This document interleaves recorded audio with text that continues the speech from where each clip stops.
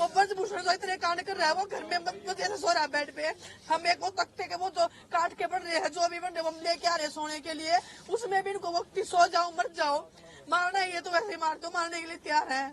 इसी दिन देखने के लिए मेडल लेके आना, तो मैं चाहूंगी कि देश का कोई खिलाड़ी मेडल ही ना लेके आए कभी। इतनी दूरदर्शी कर रखी है हमारे यहाँ पे, रोटी भी नहीं खाई अभी तक किसी ने।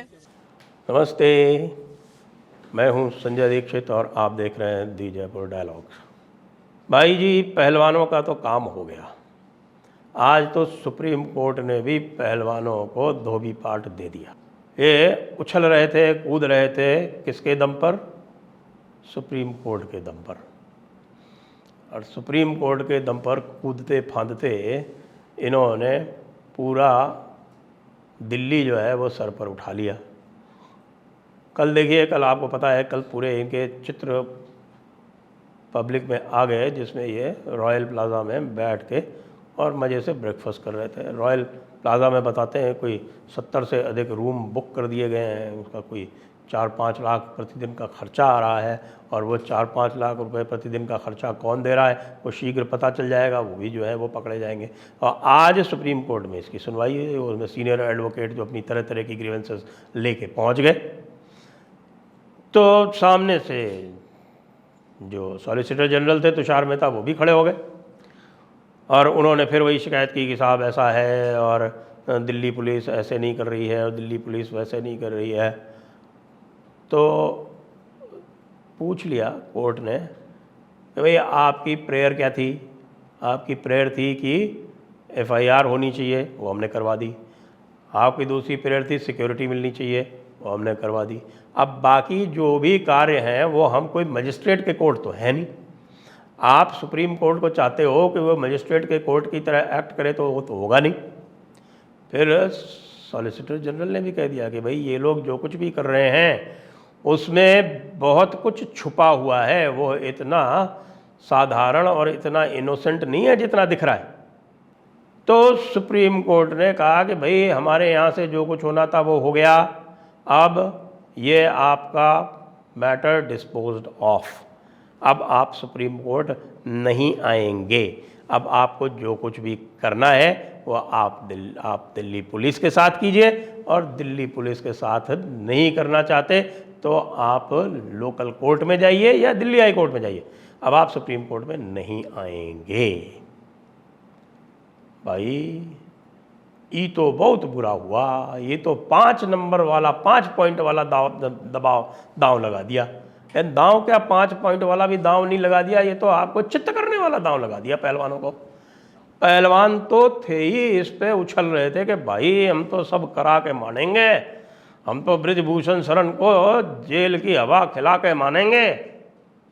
अब होगा नहीं। अब तो कोर्ट जो है, सुप्रीम कोर्ट तो अब इसमें दखल देगा नहीं।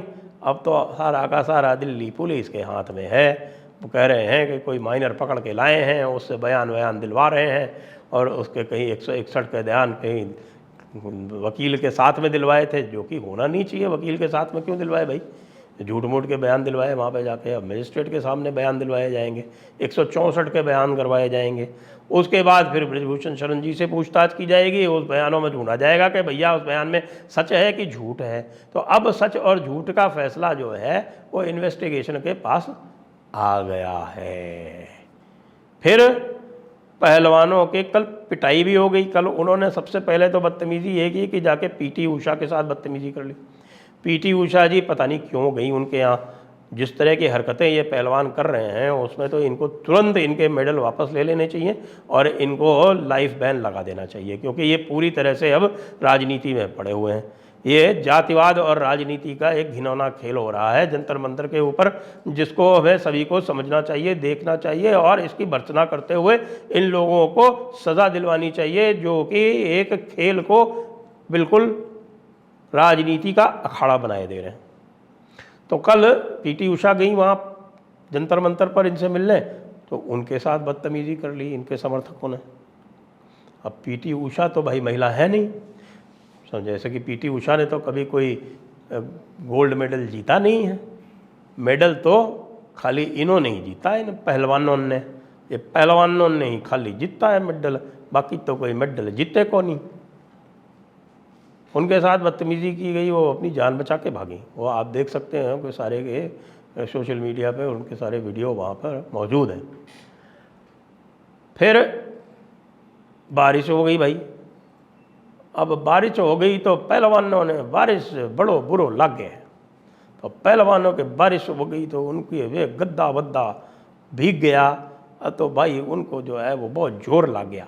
जोर लग गया तो कहे कि भाई बाहर तो हम यूँ तो को नहीं बैठ सको, बाहर तो माने चाहिए खाट चाहिए, माने तो बेड चाहिए। तो सोमनाथ भारती जो है वो तैयार हो गए कि हाँ ठीक है, हम आपके लिए व्यवस्था करवाते हैं। अब वहाँ पर भाई दिल्ली पुलिस ने लगा रखी है, वहाँ पर एक निषेधाज्ञा, अनुमति दे रखी है इन लोगों को। पहुँच रहे हैं वहाँ पे जितने लोगों को अनुमति दे रखी है उससे 4 गुने 10 गुने। स्वाति मालीवाल भी पहुँच गई भाई।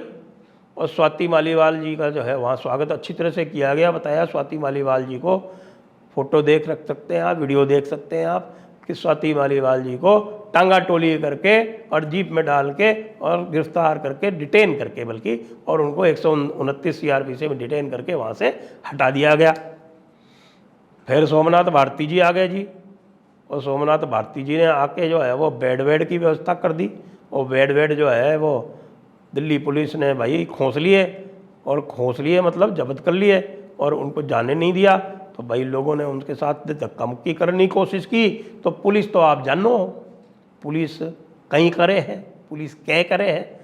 तो पुलिस ने पुलिसिया थोड़ी बहुत दिखा दी। तो आज कोर्ट में पहुंचे तो कोर्ट में कुछ बोलने की कोशिश की तो कोर्ट ने सुनी को नहीं। अब आर तो भाई मामलो तो टेढ़ो हो गयो है।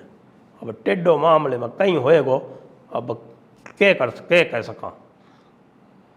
तो अब आर स्थिति यूँ है कि भाई पहलवाना ने रात में रोटी जीवन को मिली को नहीं, क्योंकि और रॉयल प्लाजा से जो आनी थी पैक्ड डिनर, वो चारों तरफ कैमरे चल रहे थे और सवेरे फ़ोटो चली गई थी। तो फिर देखा कि भाई ये तो गड़बड़ हो जाएगी। तो फिर पहलवाना ने बोलिया कि भाई हाँ बाहर तो माने तो है और रॉयल प्लाजा जी रोटी को नहीं खानी, उन्हें तो बाजरे की रोटी ला दो। अब बाजरे की रोटी की आदत रही को नहीं विनेश की और साक्षी की। तो बाहर तो भाई विदेश खूब घूम आई है, मेडल खूब ले आई है। तो भाई भूखी रहेगी रात में, और के बाद में फिर पानी वानी बरस गया, गिल्ली विल्ली हो गई। तो फिर थोड़े गुस्सा आ गई तो ठोक दी पुलिस ने। और भाई रे कोई बोल है कि सर्वर फूट गया। तो भाई मैं तो यूँ कहूँ कि जो कुछ भी हुआ वो चोखा हुआ है कि पहलवानों का सिर नहीं फूटे तो फिर पहलवानी ठीक से आवे को नहीं। पहलवानी ठीक से सीखने के लिए ज़रूरी है कि कभी कभी सिर फूटते रहना चाहिए। अब आगे क्या होगा भाई, कल हमारे बजरंग पूनिया जी कहते सुनाई दिए कि भाई ट्रैक्टर वैक्टर ले आओ।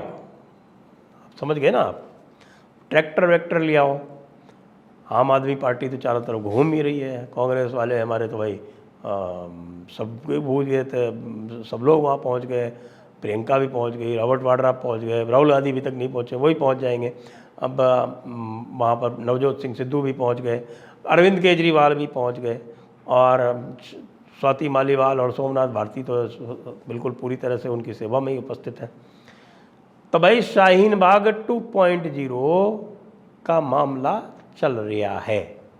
आज तो पुलिस ने वार्निंग भी जारी कर दी। सवेरे पुलिस ने वार्निंग जारी कर दी। इधर सुप्रीम कोर्ट में केस लगना था, यानी 4 तारीख को केस लगना था, और वहीं सवेरे पुलिस ने भी वार्निंग जारी कर दी कि सब लोग सावधान रहो, बहुत सारे लोग जो हैं वो आने की कोशिश कर सकते हैं।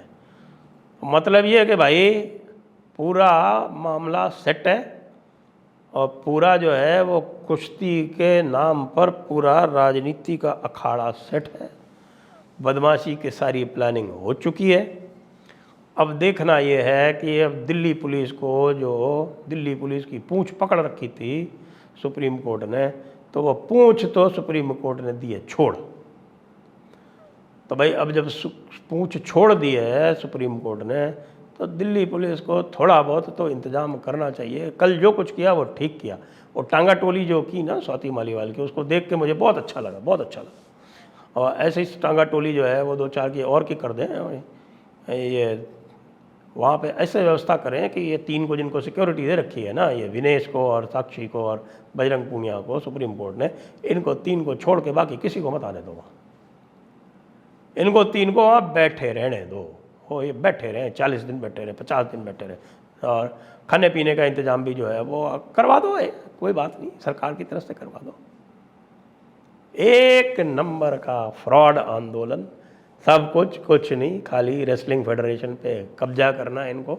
लेकिन ये आप जान लो कि रेसलिंग फेडरेशन पे ये कब्जा ना कर पाएंगे। वैसे भी एशियन चैम्पियनशिप में इनको जाने को नहीं मिला। एशियन चैम्पियनशिप में भारतीय टीम गई भी, और वहाँ पे बहुत सारी जो लड़कियाँ गई थी और जो लड़के गए थे उन्होंने 16 मेडल भी जीत लिए। और ये देख रहे हैं कि साहब हम तो गए नहीं, 16 मेडल फिर भी जीत गए, तो अब इनका क्या होगा। इनको उधर निकाल के बाहर करो, बदमाशों को। जातिवाद फैला रहे हैं वहाँ पे बैठ के। हरियाणा में जाट होना चाहिए, रेसलिंग फेडरेशन ऑफ इंडिया में जाट होना चाहिए, हमारी जात से होना चाहिए। विनेश ने बोला ये भाई हमारी जात से होना चाहिए। ऐसे लोगों का क्या काम है खेल में, ये देश के लिए नहीं खेल रहे हैं। अब जो कुछ भी मेडल वेडल लाए थे उसका इन्होंने जो भी भुनाना था वो भुना लिया, सरकारी नौकरियां ले ली, और सब कुछ होने के बाद में वो कर रहे हैं तमाशे। तो इनको भाई बाहर का रास्ता दिखा दो। दिल्ली पुलिस तुम भी दिखा दो, रेसलिंग फेडरेशन तुम भी दिखा दो, मोदी जी थे भी दिखा दो। क्योंकि कबर तो थानी खोद रिया है जे, और तो कहीं हो रहा है भाई। थानी कबर खोदने की बात करे नहीं तो इन्हें बाहर रास्तों दिखाओ। जय हिंद, वंदे मातरम।